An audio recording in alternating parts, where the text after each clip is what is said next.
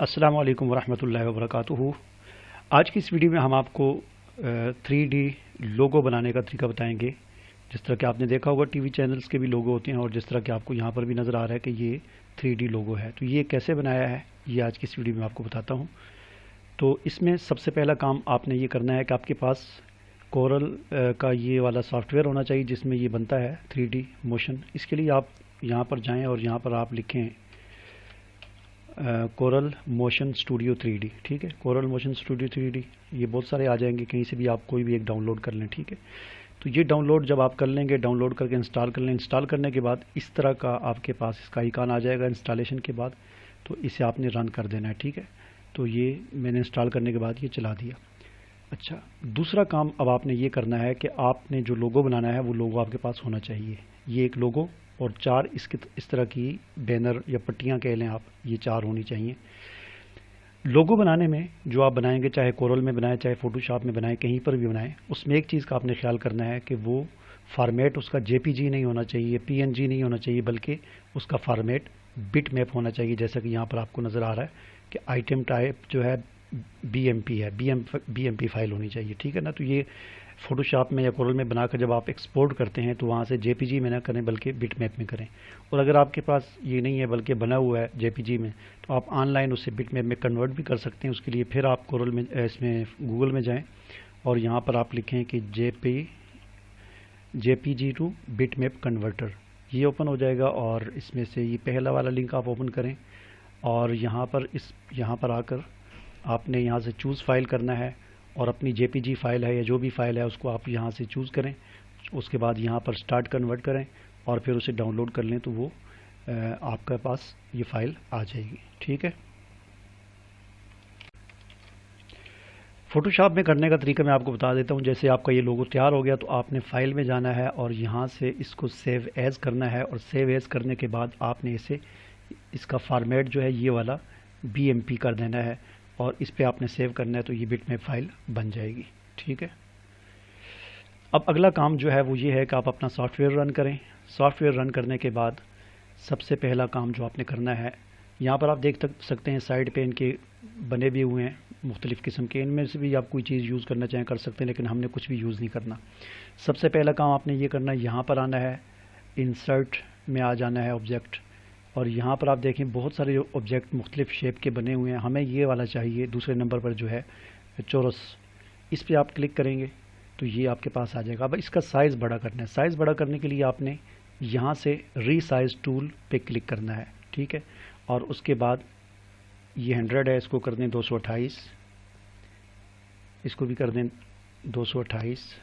ये करने के बाद अब अगला काम शुरू होता है, हमने इसमें अपनी वो लोगो इंपोर्ट करना है। उसके लिए यहाँ पर आप देखें कुछ आपको टूल नज़र आ रहे हैं, तो इन सब को, ये सब सिलेक्ट हुए हैं, इनको आपने डीसिलेक्ट कर देना है।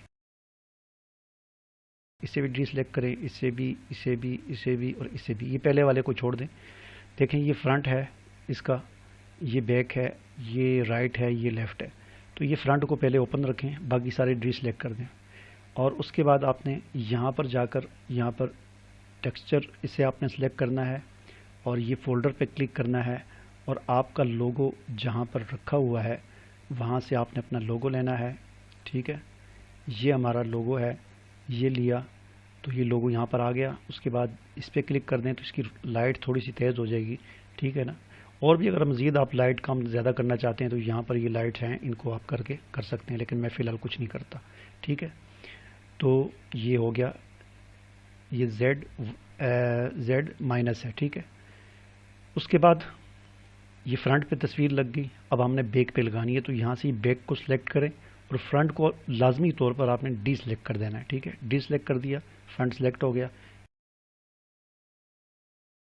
फिर फोल्डर में जाएं, फिर तस्वीर लें और यहाँ से इसको ऑन कर दें और यहाँ से इसको, पहले माइनस था, अब दूसरी पिक्चर में आपने Z प्लस कर देना है। ठीक है, अब हमने राइट पे लगाना है, तो ये राइट पे सिलेक्ट करें, इसको डी सिलेक्ट कर दें और फिर फोल्डर पे जाएं और पिक्चर लें और इसको ऑन कर दें और यहाँ से आपने X प्लस कर देना है। ठीक है, अब हमने लेफ़्ट पे लगाना है, लेफ़्ट को सिलेक्ट करें, राइट को डी सिलेक्ट कर दें, ख़त्म कर दें इसे, और फिर फोल्डर में जाएं, अपना लोगो लें और इसे ऑन करें और यहाँ से इसको x माइनस कर दें। ठीक है, तो इतना सा काम हो गया अब आपका। अब इसको चेक करना चाहते हैं तो फिर आपने यहाँ से रोटेट टूल लेनी है। ठीक है, ये देख लें आप 3 एरो बने हुए हैं, इस पर क्लिक करें और शिफ्ट को दबाएं। शिफ्ट को दबा के रखना है, प्रेस करके रखना है, शिफ्ट के बगैर इसे नहीं हिलाना। शिफ्ट के बगैर हिलाएंगे तो ये गड़बड़ हो जाएगा ऐसे ऐसे। ठीक है, कंट्रोल Z करें, अपनी हालत में आ जाए। तो शिफ्ट को दबा के आप देखें, घुमाएं ऐसे तो देखें चारों तरफ इसके पिक्चर हमारी लग चुकी है। कंट्रोल Z करें, ये अपनी हालत में आ जाएगा। ठीक, तो ये मुकम्मल हो गया। अब हमने इसके नीचे पट्टी लगानी है। पट्टी लगाने के लिए आप यहाँ से हैंड लें। हैंड लेने के बाद आपने इसको थोड़ा सा ऊपर कर देना है। ठीक है, शिफ्ट दबा के आपने ऊपर कर देना है। और दूसरा काम आपने ये करना है कि यहाँ से यही वाली जो टूल है इस पर आपने क्लिक करना है। एक और बॉक्स जो है वो क्रिएट करना है। बॉक्स क्रिएट हो गया लेकिन इसके पीछे है, हमें नज़र नहीं आ रहा, तो शिफ्ट दबा के हम यहाँ से इसको ऐसे करेंगे तो वो बॉक्स नीचे आ जाएगा। ठीक है, अब इस बॉक्स को हमने रीसाइज़ करना है, इस तरह लंबा करना है। तो फिर आपने ये रीसाइज टूल लेनी है। ठीक है, इसको कर दें आप 235। ठीक है, और सेंटर वाले को आप सिर्फ 50 और इसको भी 235। ठीक है, ये हो गया। अब यहाँ से फिर हैंड लें। हैंड लेने के बाद आपने इसको इसके साथ बराबर कर देना। जहाँ भी आप इसको एडजस्ट करना चाहें आप कर सकते हैं अपनी मर्ज़ी से। ठीक है, मैं इसको थोड़ा सा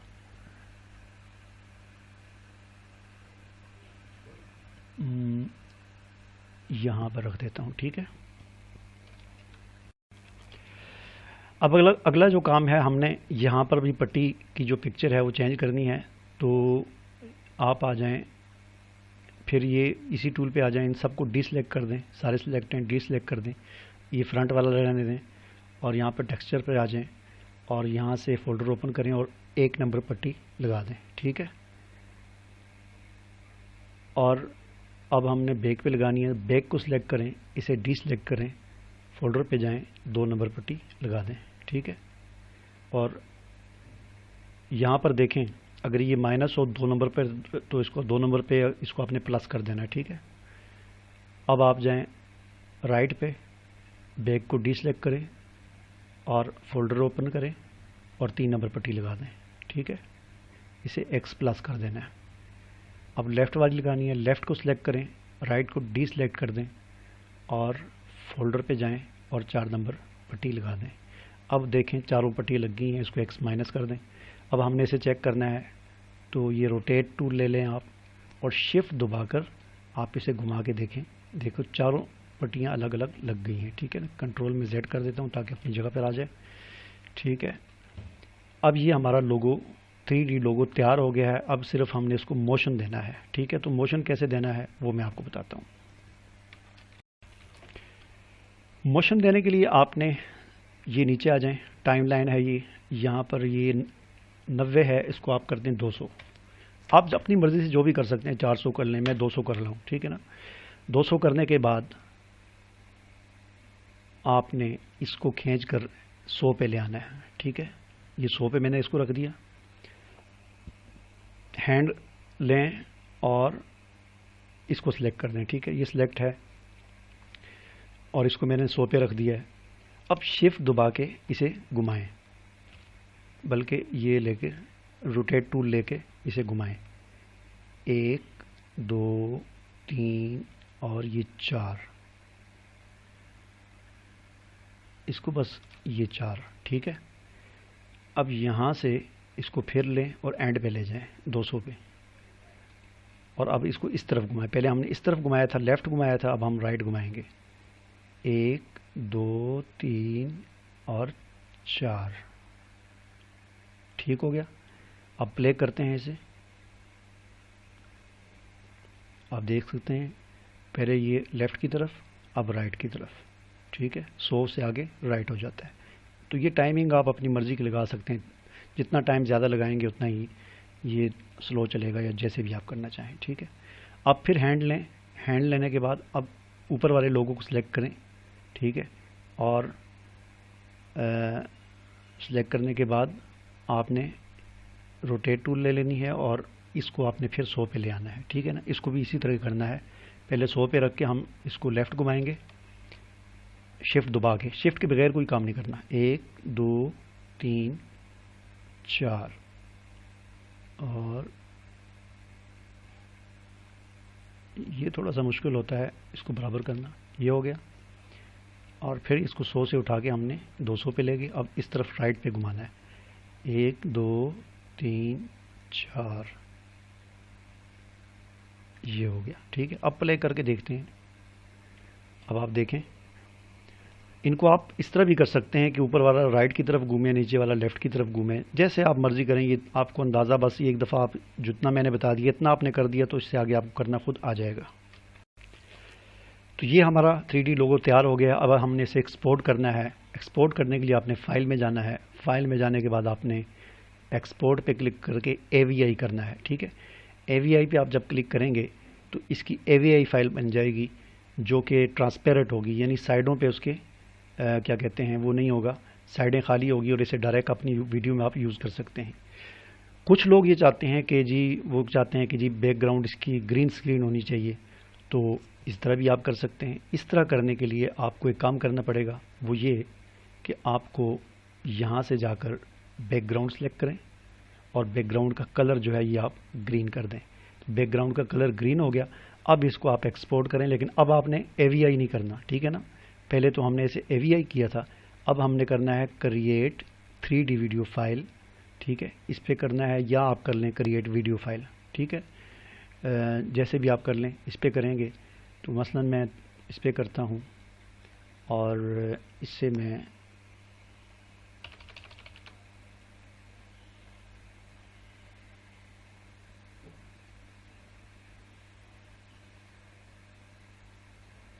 ठीक है, देखता हूँ मैं ये फ़ाइल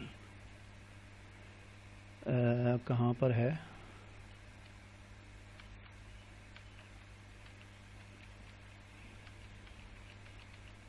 ये आप देख सकते हैं, ये वीडियो फाइल हमारी तैयार हो गई है, लेकिन इसका बैकग्राउंड ग्रीन है। और अगर आप 3D करेंगे, मसलन यूँ भी आप कर सकते हैं। मैंने ये वाली की है क्रिएट वीडियो, आप क्रिएट 3D वीडियो भी कर सकते हैं, ठीक है। और अगर आप इसको ग्रीन स्क्रीन को हटा दें, इसे ब्लैक ही रहने दें, और बेहतर ये है कि आप इसे एक्सपोर्ट AVI करें, ये सबसे बेहतरीन है। तो ये कौन सी फ़ाइल है, ये AVI की मैं आपको दिखाता हूँ। ये आप देख सकते हैं, ये फ़ाइल इस तरह की बनेगी, जिसे आप अपनी वीडियो में डायरेक्ट यूज़ कर सकते हैं। उम्मीद है आपको वीडियो पसंद आई होगी। चैनल को सब्सक्राइब करें, वीडियो को शेयर करें और लाइक ज़रूर करें। कमेंट में अगर आप कोई बात पूछना चाहें पूछ सकते हैं। मुझे इजाज़त दीजिए। अल्लाह हाफिज़।